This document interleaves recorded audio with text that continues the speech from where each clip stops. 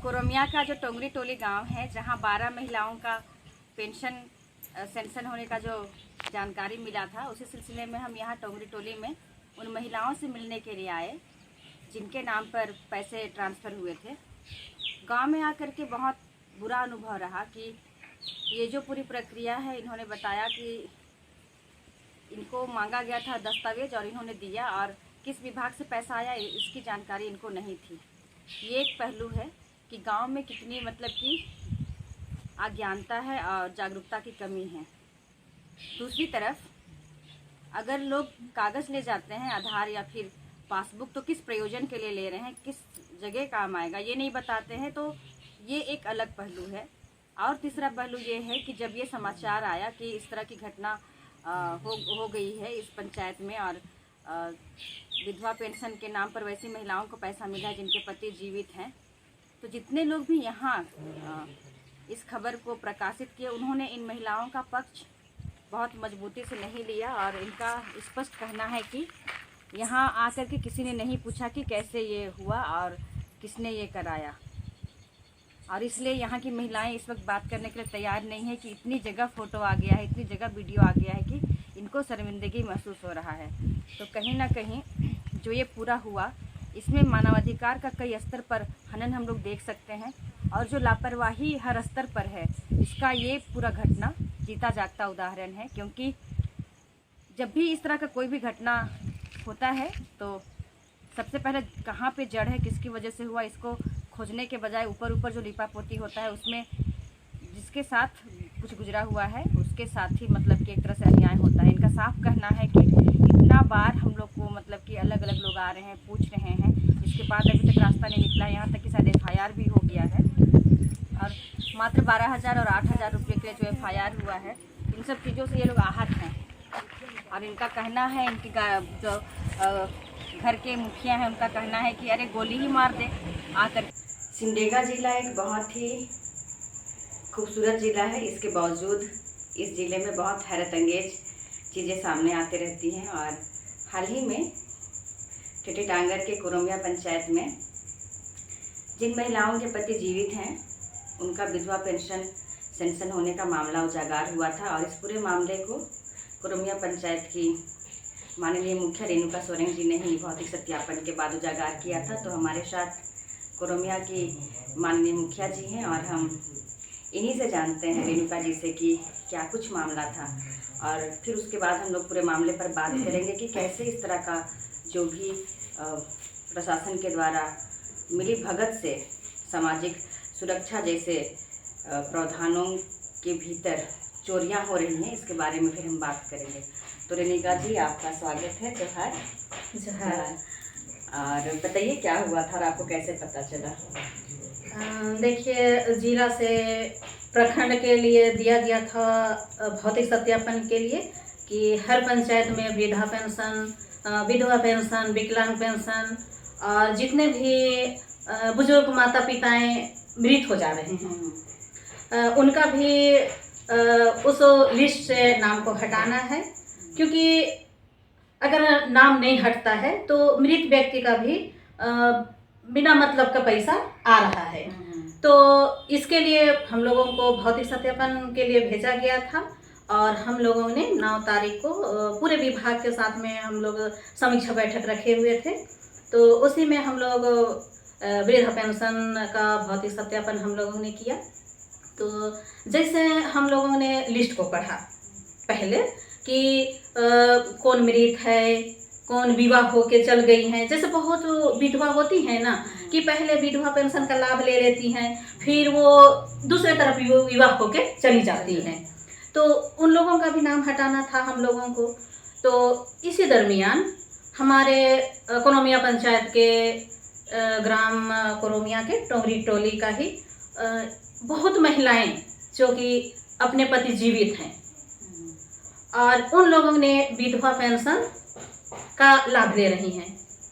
तो जैसे मैंने उस लिस्ट को पढ़ के सुनाई, तो वहाँ पर जितने भी BLO लोग थे, शिक्षक लोग थे, NM GNM मतलब विभाग के जितने भी थे, तो ग्रामीण थे तो बीएलओ लोग के ऐसे बीएलओ लोग तो जानती ही है ना कि वो लोग को ये फॉर्म भराया गया है क्या, तो वो लोग हम लोगों को बताए, जैसे हम लोग पढ़े तो बताए कि ये लोग तो सब जिंदा है, और हम सभी व्यक्ति को हम भी जान रहे हैं, अच्छा से जान रहे हैं कि वो व्यक्ति जिंदा है।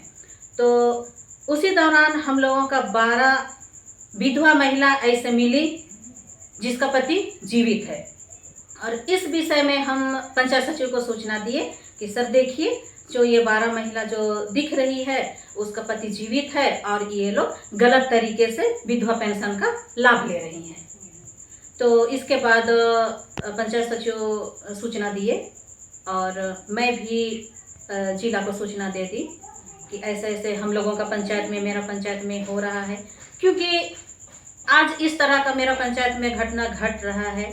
हम चाहते हैं कि और किसी का पंचायत में ऐसे ना घटे, और जो बिचौलिया हावी हो रहा है इसमें, वो बिचौलिया रुक जाए।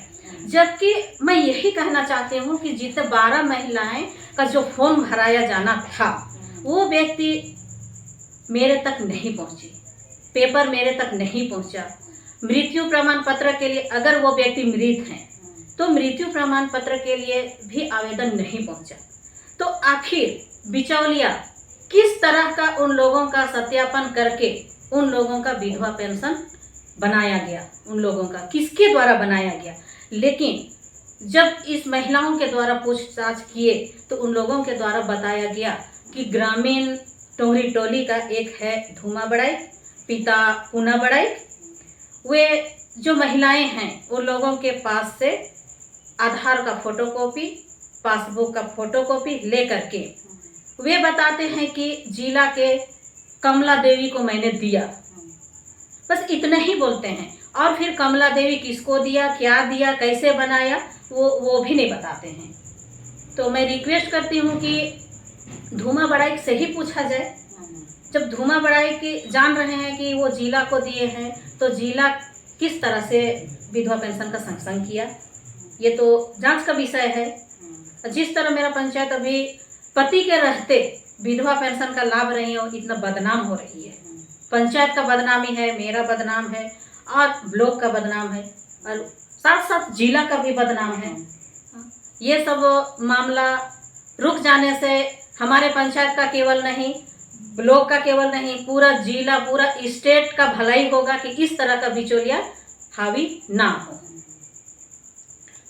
तो रेणु जी जिस तरह से बता रही हैं कि बिचौलिया के माध्यम से विभाग तक गया और फिर सैंक्शन हुआ, ये बहुत ही मतलब चिंता का विषय है पूरे जिले के लिए कि कैसे बिचौलिया मतलब कि विभाग में हावी हो जा रहा है, और विभाग में बैठे लोगों की मिली भगत के बगैर कुछ भी ऑनलाइन काम हो पाना संभव नहीं है। हालांकि जो जानकारी मिली है प्रेस के माध्यम से, उसके अनुसार 2 ऑपरेटर को निलंबित किया गया है, लेकिन इसके बावजूद जो और कार्रवाई होना चाहिए बिचौलियों के ऊपर, ये ज़रूर होना चाहिए, क्योंकि सामाजिक सुरक्षा विभाग बिल्कुल ज़रूरतमंद लोगों का विभाग है। और जब हम पूरे ज़िले में देखेंगे तो कितने ऐसे ज़रूरतमंद हैं जिनका सेंक्शन ही नहीं हो पाता है, और वैसे में जिनको ज़रूरत नहीं है उनके लिए इस तरह का चोरी का दरवाज़ा खोलना अपने आप में एकदम गैरकानूनी है, और इसको हम लोग अमानवीय ही बोल सकते हैं कि कैसे चंद पैसों के लिए लोग इस तरह का कृत्य कर रहे हैं। तो रेणुका जी का मैं बहुत धन्यवाद दूंगी कि ये सजग होकर के बहुत ईमानदारी से इस मामले को उठाई। और आप सबको बताते चलूं कि रेणुका जी दोबारा जीत करके मुखिया बनी है, और ये महिला सशक्तिकरण का एक जीता जागता उदाहरण है। कोरमिया की मुखिया से बातचीत आप लोगों ने सुना। कल हम लोग कोरमिया की मुखिया और टोंगरी टोली की उन 12 महिलाओं से मिलने का प्रयास किए जिनके नाम से विधवा पेंशन निर्गत किया गया, जबकि उनके पति जीवित हैं। ये पूरा घोलमाल जो है और जो मिली भगत है, ये अधिकारियों के मिली भगत के बगैर संभव ही नहीं है। हालांकि इस पूरे जो घोटाला है इसमें 2 कंप्यूटर ऑपरेटरों के ऊपर कार्रवाई करते हुए उन्हें निलंबित किया गया है और FIR भी किया गया है। लेकिन फिर भी सबसे बड़ा सवाल ये है कि विभाग में इतना खुला चोरी करने का छूट और इतना नज़रअंदाजगी क्यों है, जिससे कि कोई भी बिचौलिया मुंह उठा करके कंप्यूटर ऑपरेटर को दे रहे हैं, और इस तरह से जो अलग अलग स्तर पर डॉक्यूमेंटेशन का पार्ट है उसमें इस तरह की गड़बड़ी हो रही है। ये एक बड़ा सवाल है जिस पर कि पूरी जांच होनी चाहिए। और यहाँ तक कि जब हम उस गांव में गए तो महिलाओं ने बताया कि पकेटडांड में भी ऐसा ही कुछ केस है, कोचिडेगा में भी ऐसा ही कुछ केस है। आप लोग यहाँ भी पूछिए ना, हम लोग को बस फंसा दिया गया है। महिलाओं का कहना था कि हम लोग को पता ही नहीं है कि हम लोग का सामाजिक पेंशन के तरफ से ये पैसा आ रहा था और इस काम के लिए कागज़ लिया गया था। वो हमसे बात करने के लिए तैयार नहीं हुए और उनके परिवार वाले तो यहाँ तक कहने लगे कि इतना ज़्यादा इस तरह का इस पूरे प्रकरण को हर अखबार में छाप करके और सोशल मीडिया में आने से वे आहत हैं, क्योंकि इससे उनके रिश्तेदारों के बीच में, उनके बच्चों के बीच में उनका इमेज ख़राब हुआ है। निहायत ही ये बहुत शर्मिंदगी वाला पूरा प्रकरण था, क्योंकि कैसे कोई जीवित व्यक्ति को मृत दिखा करके बस 1000 प्रति महीने के लिए इस तरह का काम कर सकता है। और सबसे बड़ा सवाल है कि किस तरह से आधार और मृत्यु प्रमाण पत्र निर्गत किए गए होंगे, जिसके बिना विधवा पेंशन सेंशन करना मुश्किल होता है। तो ये सिमडेगा ज़िला एक ऐसा ज़िला है जहां भ्रष्टाचार के नाम पर कुछ भी संभव है और कुछ भी किया जा सकता है।